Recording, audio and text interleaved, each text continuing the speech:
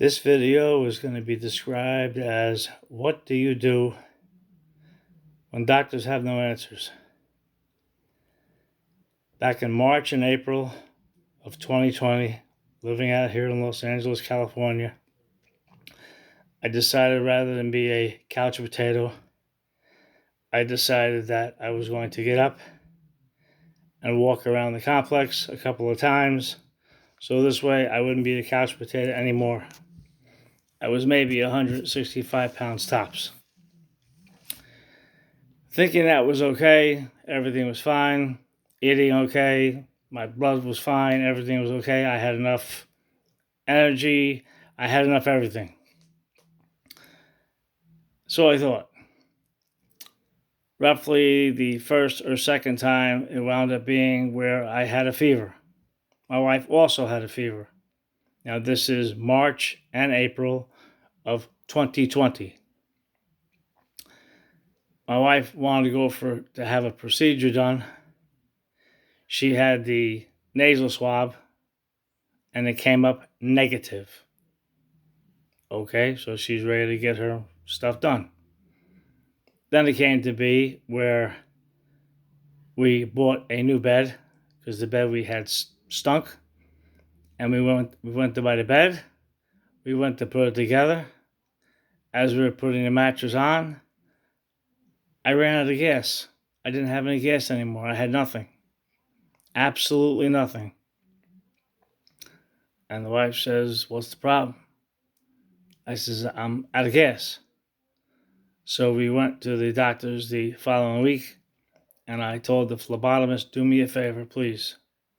She says, "What's that?" I says, "I want every vial you can, everything you got, pull it from A to Z, because something's wrong.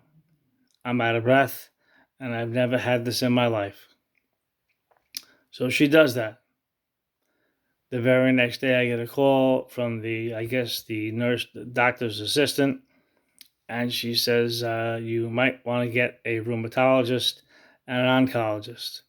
I can't stand the word oncology, but I might as well say it. I had an appointment with supposedly the top doctor over at UCLA. And by the way, UCLA isn't one of the greatest hospitals in the world. Cedars-Sinai is the best of the best. Friday at 3:45, I get a phone call from Dr. Black, who says, "I don't want to alarm you. I don't want to scare you, but get yourself together. Considering my wife is a registered nurse, get yourself together, get everything you can together, and go to the Westwood campus in California. Go to the Ronald Reagan Hematology Oncology because you have AML." My wife's hands came together praying, saying, "What did he do to deserve this?" Nothing. Nothing I did.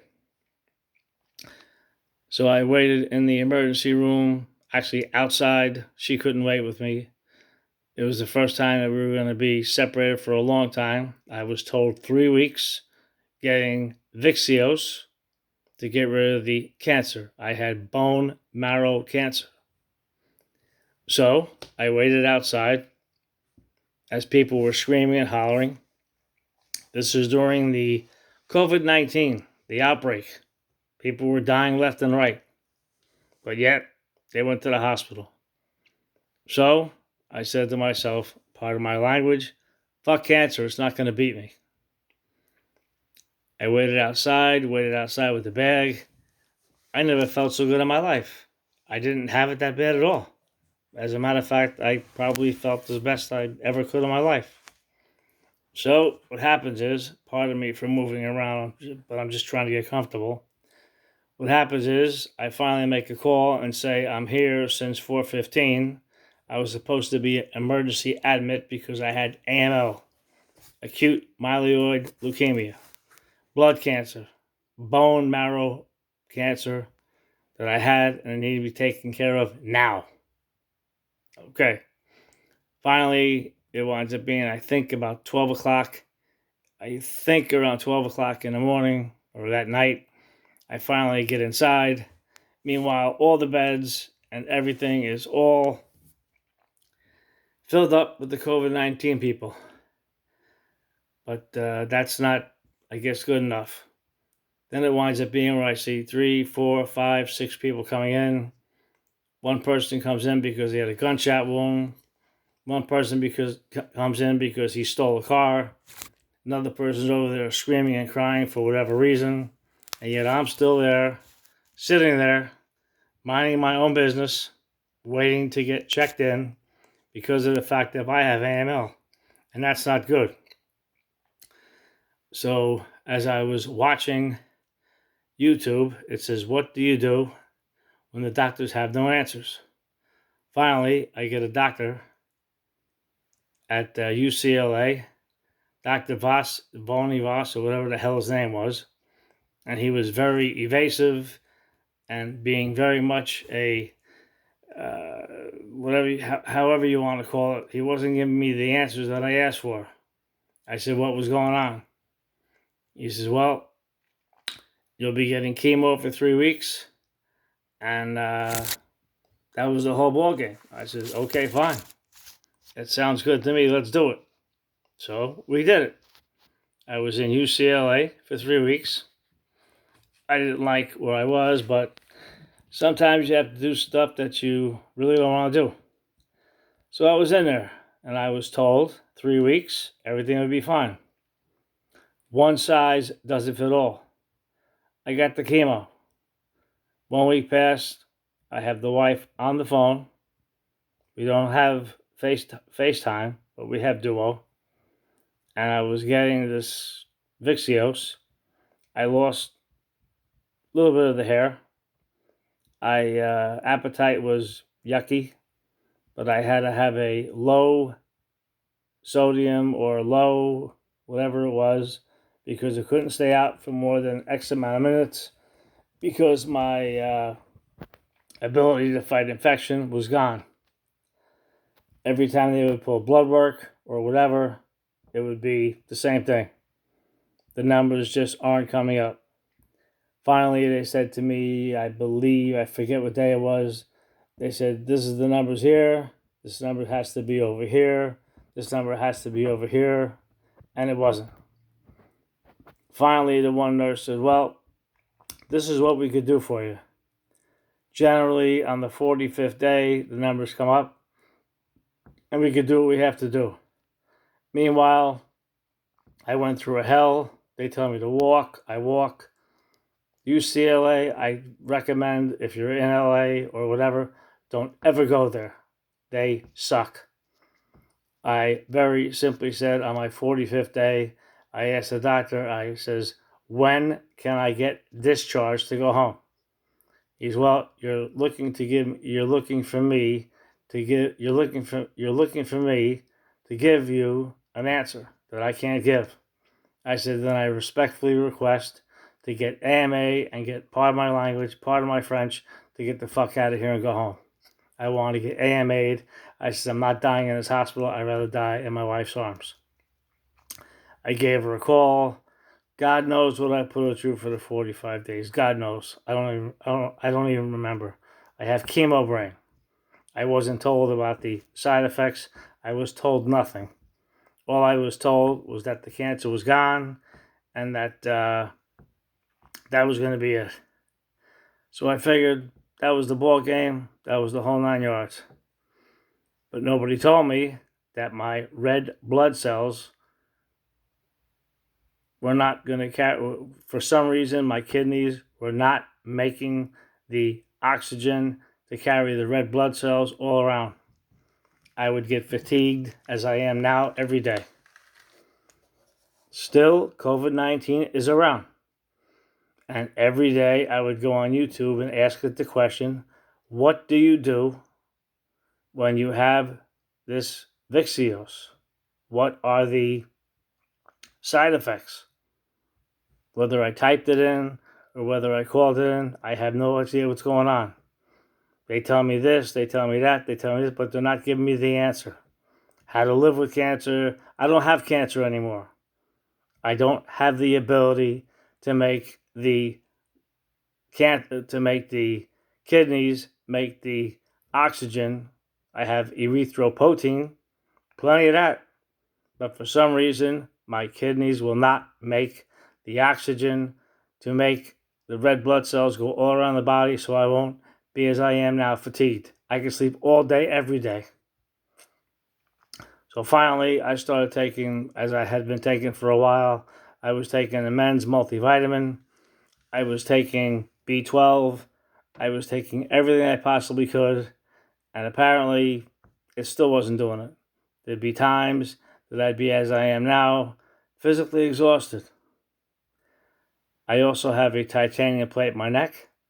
I also have in my right arm, from my shoulder to my right hand. I also have CRPS, chronic regional pain syndrome, every day. So on top of the cancer, which is gone, the ability to breathe normally, like you and everybody else, I can't do that. Eventually, the right arm is just going to give away. They proved that because I have the CRPS. They actually put a pin in there to try to see the electrical stimulation. There's no feeling down from my shoulder all the way down to my right hand. At the age of 10, 15, 20, 25, 30, 35, 40, all the way up to about 50, I could do anything I wanted. Suddenly, my body just gave out. I don't know why, it just gave out. I've never had that before. I've never had the feeling of just giving out.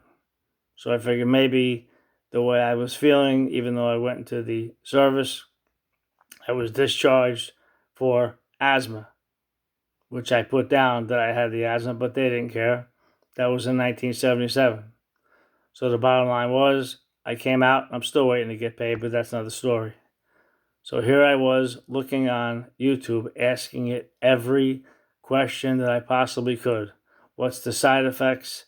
Why won't my kidneys make the white cells that are needed to carry the oxygen with the red blood cells all around my body? What is it? After being diagnosed with AML, CRPS, a plate in my neck, how much more can I possibly go through? Plus, I had a hernia operation when I was, I think, 13. All on my right side. And I believe 12, 23, 20, 21, I was at Cedars-Sinai for 12 hours, getting 2 bags of blood and 2 bags of platelets because my hemoglobin will not stay level. It was down to a 3. For some reason, it won't stay up. It's constantly going up, down, up, down, up, down. It won't stay there. And as I was told from the nurses there, as when the wife and I was at the Cedars-Sinai, some people come in 3 times a week. And even if I were to get a bone marrow transfer from a living donor that has my A positive blood or whatever, there's no guarantee. So I said, like I said, part of my French, but fuck cancer. That's gone. Now it's just a matter of trying to get these 2 cells that are separated and they won't come together. And then I have to get infusions. And I'll tell you, it sucks. After the infusions, I feel great. Sure, you're going to feel great for a while. Then after that, boom, it's done. I get panic attacks more than I ever thought I would ever get in my life. When I get a panic attack, I take a Xanax. But yes, I have AML, I have leukemia, not in remission. My erythropoietin is in the almost 3,000 range. For some reason, my kidneys will not make the white blood cells that will carry the oxygen to the red and go all around my body. I don't know what to tell you. I hope this message reaches other people so they could say, hey, I've got the same thing. Like I said, I was great until I hit around 45, 50, and before you know it, bingo bango, I get this. I had a very bad problem the day before where I told the wife, I was nervous. I started getting panicky again. I took the Xanax. I took the inhaler, waited for a few minutes, and I was fine. So I have AML, not in remission yet. So I thank you for listening. I thank you for everything. I hope this gets to the right people. I've never done this before, so my name is Gary, and I hope it gets to the right people. You're not alone. I'm there. A lot of other people are there, and all I want is my health back.